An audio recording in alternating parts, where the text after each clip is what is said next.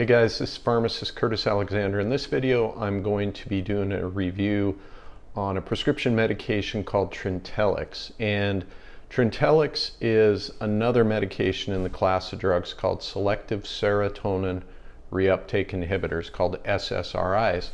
And there's other medications that you'll probably recognize in that class, Zoloft, Prozac, some of those. And I've done reviews on those on this channel before, but there is a slight difference between Trintellix. So what happens is you have serotonin in your system, selective serotonin reuptake inhibitors. Normally your body will take back that serotonin to keep the levels down. SSRIs block that process from happening, so serotonin goes up. But Trintellix has an added mechanism of action in that it also can act as an agonist or stimulates serotonin receptors. The other SSRIs aren't able to do that or don't do that.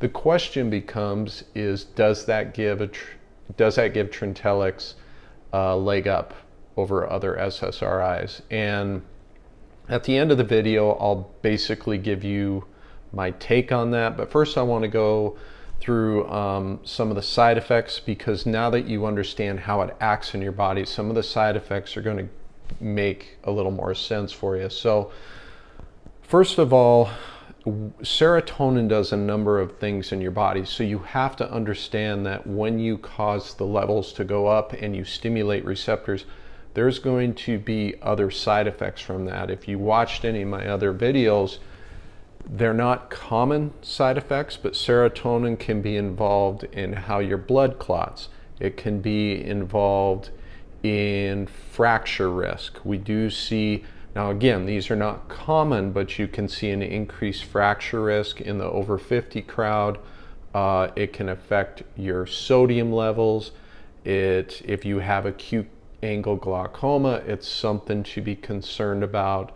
And on some of these very rare but potentially serious side effects can go on. So my advice to people is just go in with your eyes wide open. That just people have this misconception that the SSRIs are such common medications, they don't come with rare side effects.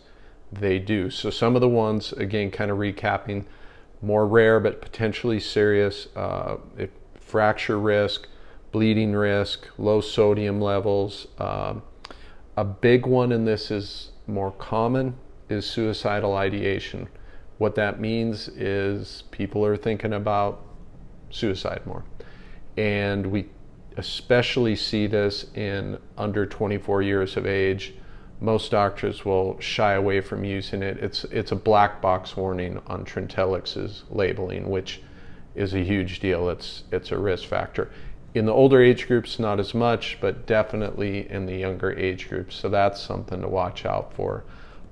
Sexual dysfunction. So a big knock against the SSRIs is that they can cause sexual dysfunction. That can have a whole range of how it presents itself, but it's usually libido, decreased libido, both sexes. It happens. The big claim to fame with Trintellix is that it would decrease the sexual side effects. And as far as what I am hearing from people, that does tend to be true, although I don't think it's a huge decrease in the incidence of the sexual side effects. But it is something, if you suffered with that with the other SSRIs, Trintellix could be a good option.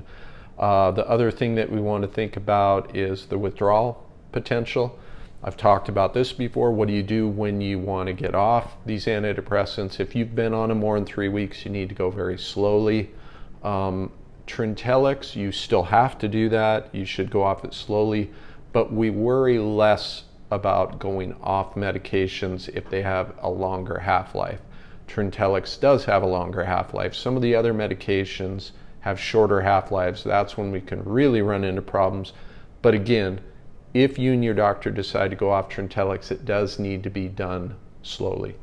Now, some of the more common side effects are pretty much all GI, all gastrointestinal side effects. So we have nausea, tends to be the most common when we're looking at 21 to 32% of folks can complain of nausea.